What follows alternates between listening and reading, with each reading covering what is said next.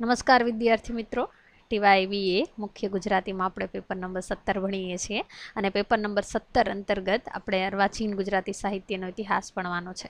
અર્વાચીન ગુજરાતી સાહિત્યના ઇતિહાસમાં ત્રીજા યુનિટ અંતર્ગત આપણે કેટલીક મહત્વની કૃતિઓનો અભ્યાસ કરવાનો છે અને એમાં આજે જે આપણે કૃતિની વાત કરવા જઈ રહ્યા છીએ તે નાટક સ્વરૂપની મહત્વની કૃતિ છે અને આ કૃતિ એ એક સફળ નાટ્યકૃતિ આપણે ઘણા સમય પછી આમ જુઓ તો અપાવી છે અને એ કૃતિ છે રસિકલાલ પરીખ દ્વારા રચાયેલું નાટક સરવિલક. સરવિલક જે છે એ કળાકીય દ્રષ્ટિએ ઉત્તમ નાટક બની શક્યું છે અને એમાં એની જે તખ્તા લાયકી છે, એની રંગભૂમિ ક્ષમતા જે છે એ મહત્વનો ભાગ ભજવે છે. અને બીજું એ કે આ નાટક જે છે એ ભાસનું દરિદ્ર ચારુદત્ત અને શુદ્રકનું મૃચ્છકટિકમ નામનું જે નાટક છે, આ બંનેના પ્રભાવ હેઠળ રચાયેલું એવું નાટક છે. એટલે આ બંને જે નાટકો છે, મૃચ્છકટિકમ અને દરિદ્ર ચારુદત્ત, એના કેન્દ્રમાં ચારુદત્ત અને વસંત સેના નામની જે ગણિકા છે એની પ્રણય કથા છે અને એ નિમિત્તે ત્યાં મુખ્ય રસ જે છે એ શૃંગાર રસ છે. પરંતુ આ બંને કૃતિ પરથી સર્જાયેલું નાટક જે છે સરવિલક, એના કેન્દ્રમાં શૃંગાર નહીં પરંતુ વીર રસ કેન્દ્રમાં છે અને એના આનુષંગિક રસ રૂપે અહીં પ્રણય રસનું નિરૂપણ કરવામાં આવ્યું છે. એટલે અહીં મુખ્ય કથા જે છે વસંત સેના અને ચારુદત્તની એ ગૌણ કથા બને છે અને ગૌણ કથા જે મૂળ કૃતિઓમાં છે સરવિલકનું રાજ્ય પરિવર્તનનું કથાનક, એ અહીં મુખ્ય કથાનક બને છે. એટલે એ દ્રષ્ટિએ આ નાટક જે છે એક મહત્વનું નાટક બની રહે છે.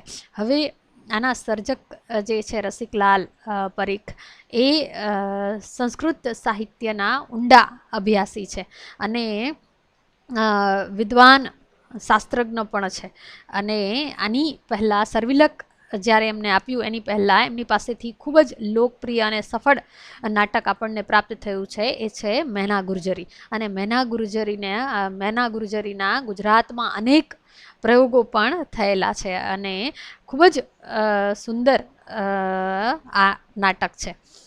બીજું એ કે રસિકલાલ પરીખ જે છે જેટલા સંસ્કૃત સાહિત્યના અભ્યાસી છે એટલા જ લોક સાહિત્ય સ્વરૂપ જે છે ભવાઈ એના પણ અભ્યાસી છે અને આ બંને સ્વરૂપોની જે લાક્ષણિકતાઓ છે એનો સમન્વય કરી અને એમને નાટકોનું સર્જન કરેલું છે.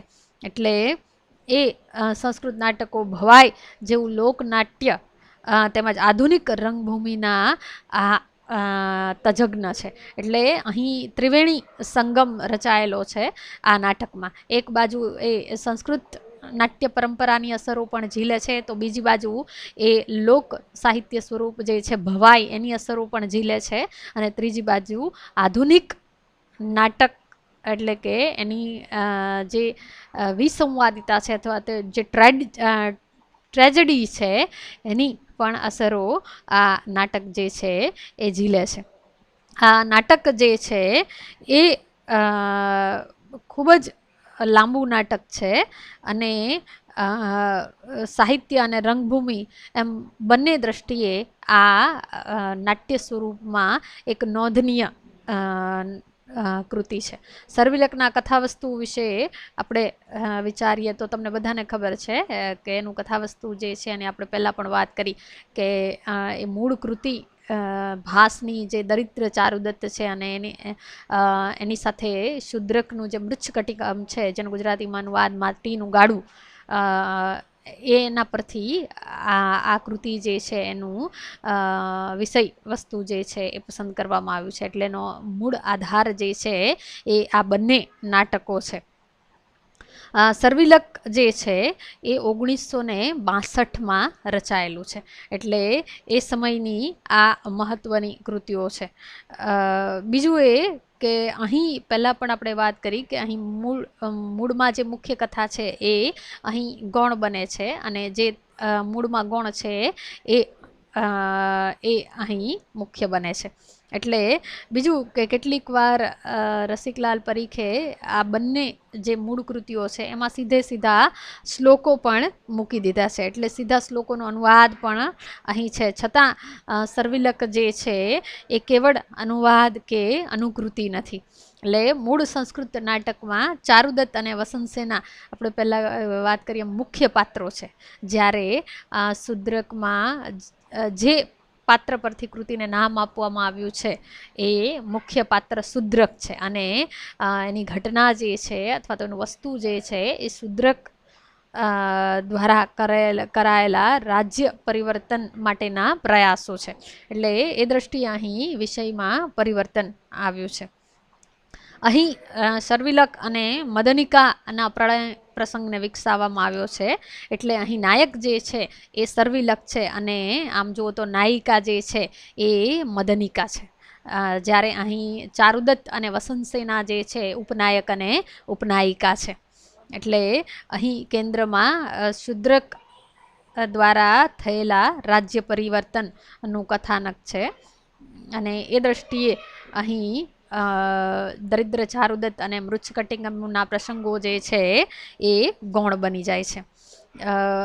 સર્વિલક અને મદનિકા આ બંને પાત્રોના સંદર્ભમાં અહીં વીર રસ જે છે એ મુખ્ય રસ બને છે અને શૃંગાર રસ તથા તેમજ શૃંગાર રસ જે છે એ મદનિકા અને શુદ્રકના પ્રણય અને વસંતસેના અને ચારુદત્તના પ્રણય દ્વારા અહીં શૃંગાર રસનું આલેખન પણ કરવામાં આવ્યું છે. અને એ એની સાથે અહીં ત્રીજો અંતમાં જે ચારુદત્ત અને મદનિકાનું મૃત્યુ થઈ જાય છે એના કારણે નાટક જે છે અંતે કરુણ રસમાં પરિણમે છે અને ત્યારબાદ શુદ્રક જે છે પોતાનું જીવન રાજ્યને સમર્પિત કરે છે. ત્યાં શાંત રસ પણ અહીં નિરૂપવામાં આવ્યો છે. એટલે અહીં મુખ્ય રસ જે છે વીર અને એના આનુષાંગિક રસ તરીકે પ્રણય અથવા તો શૃંગાર અને એની સાથે કરુણ અને શાંત રસ જે છે એના નિરૂપણ ને પણ અવકાશ થયો છે. એટલે એ અર્થમાં આ એક ટ્રેજેડી પણ બને છે. એટલે રસિકલાલ પરીખ જે છે એ કૃતિના અંતમાં પાશ્ચાત્ય સાહિત્ય સ્વરૂપ જે છે ટ્રેજેડી એને અનુસરેલા છે. સર્વિલક અને મદનિકાના પ્રણય તેમજ ત્યાગ સભર પરાક્રમવાળી કથામાં ચારુદત્ત અને વસંતસેના પ્રસંગો સહજ રીતે અહીં સહાયક કથાનક તરીકે આવે છે અથવા તો ઉપકથાનક તરીકે આવે છે. અને માટીની જે ગાળીવાળો આખો પ્રસંગ જે છે એ નાટકના બદલાયેલા પ્રયોજનને કારણે એમાં પણ કેટલાક ફેરફારો થયેલા છે.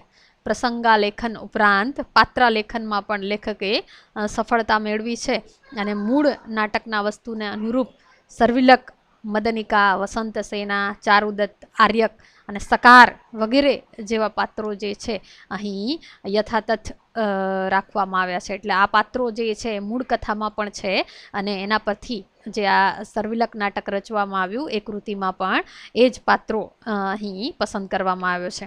અને ભરત રોહતક, રાણી શ્વેત પદ્મા, માધવી, ઘરઘરિકા વગેરે પાત્રો નાટકના વસ્તુની આંતરિક જરૂરિયાત મુજબ લેખકે અહીં ઊભા કરેલા છે. જુઓ એટલે કેટલીક વાર સર્જક જે છે એ આવશ્યકતા અનુસાર મૂળ કથાના પાત્રો યથાતથ રાખે છે અને કેટલીક વાર એમાં આવશ્યકતા આકૃતિની આંતરિક જરૂરિયાત પ્રમાણે એમાં નવા પાત્રોનું સર્જન પણ કરે છે. એમ અહીં ઘરઘરિકા અને માધવી વગેરે જેવા પાત્રો જે છે એ નવા ઉમેરવામાં આવ્યા છે.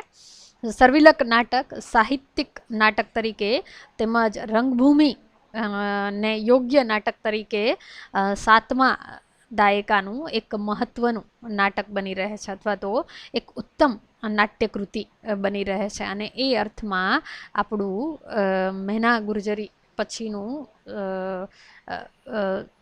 રસિકલાલ પરીખ પાસેથી પ્રાપ્ત થતું આ ઉત્તમ નાટક છે અને નાટ્ય પરંપરામાં એનું એક મહત્વનું સ્થાન, એની કળાકીયતાના સંદર્ભે, એની રંગભૂમિ ક્ષમતા ના સંદર્ભે એક એ ચોક્કસ એનું સ્થાન જે છે એ અંકે કરે છે. અને નાટ્ય સાહિત્યના ઇતિહાસમાં એ એક સફળ કૃતિ તરીકે એ ગુજરાતી નું મહત્વનું નાટક બની રહે છે.